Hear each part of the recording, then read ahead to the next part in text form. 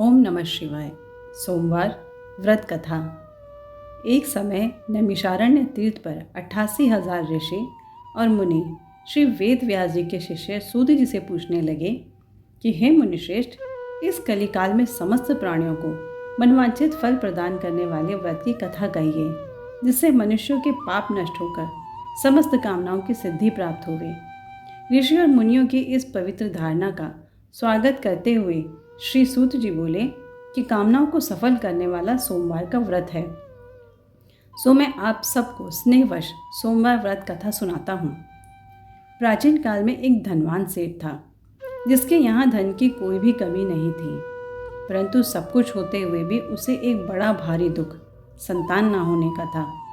अब पुत्र प्राप्ति की चिंता में हर समय बेचैन रहता था। वह पुत्र प्राप्ति की कामना से प्रति सोमवार को भगवान शंकर का व्रत और पूजन नियमानुसार करता था और सायंकाल को शिवजी के मंदिर में धूप दीप जलाया करता था। उसकी सच्ची श्रद्धा भक्ति देखकर एक समय माँ पार्वती ने भगवान भोले भंडारी से अनन्या विनती के साथ कहा, हे त्रिलोकीनाथ, यह सेठ आपका भक्त है, इसलिए आप इस पर कृपा कीजिए और इसकी मनोकामना पूर्ण कर दीजिए। माँ पार्वती की यह बात सुनकर देवों के देव महादेव जी बोले, हे गिरिजा, यह संसार एक कर्म क्षेत्र है। यहाँ प्राणी कर्म करने को ही शरीर धारण करता है। जिस प्रकार किसान खेत में जैसा बीज बोता है वैसा ही फल पाता है। अपनी अपनी करनी का ही सब प्राणी फल भोगते हैं। यह बात सुनकर दयामयी माँ पार्वती जी ने फिर अनन्या विनय कर कहा कि हे प्राणनाथ, जबकि यह बेचारा रात दिन दृढ़ विश्वास के साथ आपकी भक्ति करता है, तब आप कृपा करके इसका दुख का निवारण कीजिए। आप तो दया के धाम हैं, इसलिए इस पर दया अवश्य करनी चाहिए।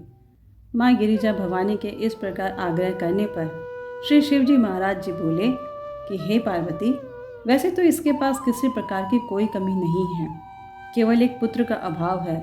सो ये पुत्र प्राप्ति की चिंता में ही रात दिन दुखी रहता है। इसके भाग्य में कोई पुत्र नहीं है। फिर भी मैं इसकी श्रद्धा देखकर और तुम्हारे आग्रह से उसको पुत्र प्राप्ति का वरदान देता हूँ, परंतु वह पुत्र केवल 12 वर्ष ही जीवित रहेगा। इसके पश्चात वह मृत्यु को प्राप्त हो जाएगा। सो हे पार्वती, इससे अधिक मैं इसके लिए और कुछ भी नहीं कर सकता। भगवान शिव और माँ पार्वती की ये सब बातें वो सेठ भी पूजा करते हुए सुन रहा था। इस बात से उसे ना तो बहुत प्रसन्नता हुई और ना ही दुख हुआ। वह उसी प्रकार प्रत्येक सोमवार को भगवान शिव जी का व्रत व पूजन करता रहा। इस प्रकार करते हुए बहुत दिन व्यतीत हो गए। तब भगवान शिव जी की कृपा से उस सेठ की स्त्री गर्भवती हुई और 10वें महीने में उसने एक अत्यंत सुंदर बालक को जन्म दिया। सेठ के घर में बहुत खुशी मनाई गई, परंतु सेठ को उसकी 12 वर्ष की आयु जानकर कोई प्रसन्नता नहीं हुई और ना ही उसने यह भेद किसी को प्रकट किया। इस प्रकार प्यार दुलार में वह सुंदर बालक 11 वर्ष का हो गया। तब उस बालक की माता ने अपने पतिदेव से कहा कि अब हमारा पुत्र बड़ा हो गया है, अतः किसी सुंदर गुणयुक्त कन्या के साथ इसका विवाह करा दीजिए। इस पर सेठ ने कहा कि अभी इसका विवाह नहीं करूँगा, क्योंकि मैं इसे काशी जी पढ़ने के लिए भेजना चाहता हूँ। इतना कहकर सेठ ने उस बालक के मामा को बुलवा लिया और उसे बहुत सा धन देकर कहा कि तुम इसे पढ़ने के लिए काशी जी ले जाओ। मार्ग में जहाँ भी ठहरो वहाँ यज्ञ व दान दिल खोल कर करते जाना तथा भूखों को भोजन व वस्त्र देते हुए चले जाना। इस प्रकार समझा बुझाकर सेठ ने दोनों को भेज दिया। वे दोनों मामा भांजे यज्ञ रचाते, भूखों को वस्त्र और भोजन तथा ब्राह्मणों को दान देते हुए चले जा रहे थे। चलते चलते मार्ग में वे एक शहर में रुके। दैवयोग से उस नगर के राजा की कन्या का विवाह होने वाला था और वर पक्ष का राजा जो बारात लेकर आया था, उसका लड़का एक आंख से काना था। राजा को इस बात की बड़ी चिंता थी कि काने वर को देखकर कन्या के माता पिता विवाह से इनकार ना कर दें। राजा ने जब सेठ के अति सुंदर लड़की को देखा तो मन में विचार किया कि क्यों ना इस लड़के को दूल्हा बनाकर बारात का ढुकाव करा लिया जाए, जिससे किसी प्रकार की बाधा ना पड़े। ऐसा विचार करके राजा ने उस लड़के के मामा से प्रार्थना की तो वे दोनों सहमत हो गए। तुरंत उस सेठ के पुत्र को स्नान आदि कराकर तेल फुलेल मल कर उसे वर के वस्त्र आभूषण पहना दिए। इस प्रकार उसका सौंदर्य और भी अधिक बढ़ गया और उसे घोड़ी पर चढ़ाकर बड़ी धूमधाम से बारात का ढुकाव कराया। उस सुंदर वर को देखकर स्त्रियां बहुत प्रसन्न हुई और बड़ी सुंदरता से सब काम हो गया। वर के पिता ने सोचा कि इस समय का काम तो संपन्न हो गया, परंतु आगे फेरों के वक्त कहीं कोई बाधा ना पड़ जाए, इसलिए विवाह कार्य भी इसी लड़के से करा लिया जाए तो अच्छा है। ऐसा विचार कर वर के पिता ने उस लड़के के मामा से विनयपूर्वक कहा कि आप कृपा करके फेरों और कन्यादान का काम भी करा देते तो आपकी बड़ी कृपा होगी। हम इसके बदले में जितना भी कहोगे धन दे देंगे।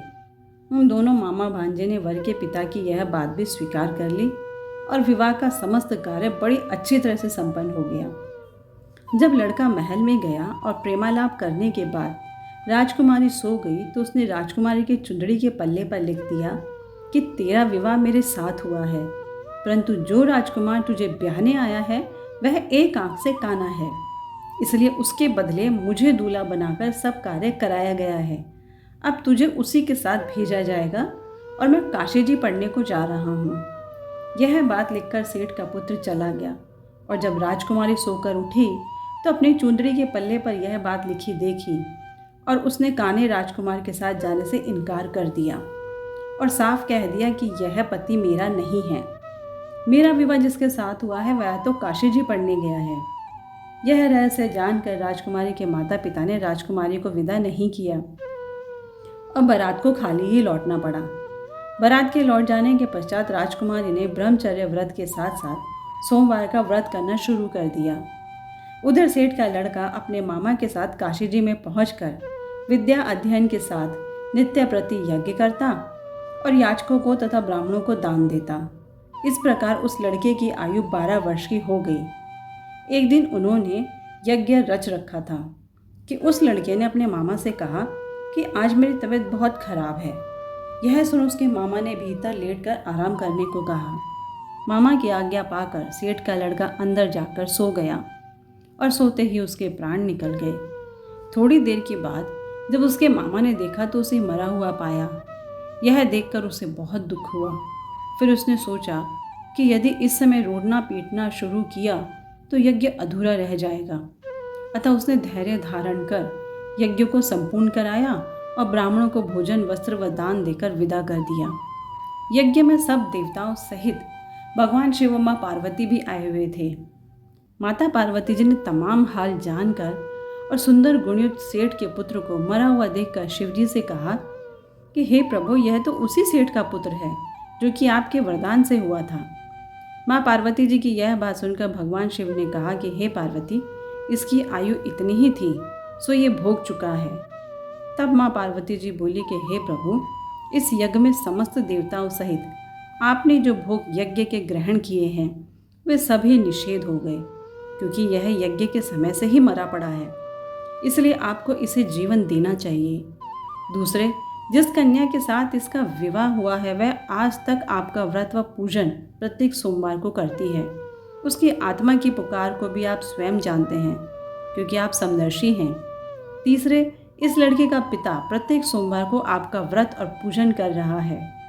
क्या वह आपका परम भक्त इसका मरना सुनकर दुख नहीं पाएगा? सो हे प्रभु, आप कृपा करके इसे जीवन दान दीजिए। इस प्रकार माँ पार्वती जी के बार बार आग्रह करने पर शिव जी ने उसको जीवन दान दे दिया। तब शिव जी की कृपा से वह सेठ का लड़का पुनः जीवित हो गया और भगवान शिव और माँ पार्वती कैलाश को चले गए। अब वह लड़का और उसका मामा प्रसन्नचित होकर उसी प्रकार यज्ञ करते कराते हुए अपने घर को वापस लौटे और उसी नगर में आए जहाँ उसका विवाह हुआ था। वहाँ पर जब उन्होंने उस नगर में यज्ञ आरंभ कराया तो खबर पाते ही राजा रानी उस सेठ के लड़के को पहचान कर उसे राजमहल में ले गए और वहाँ उनकी बहुत खातिरदारी की। इसके बाद बहुत सारा धन और दास दासियों सहित अपनी लड़की और जमाता को विदा किया। अब वे सब उसी प्रकार यज्ञ रचाते हुए अपने नगर में आ गए। तब उसके मामा ने कहा कि मैं पहले तुम्हारे घर जाकर खबर कर दूँ। इतना कहकर लड़के का मामा घर की तरफ चल दिया।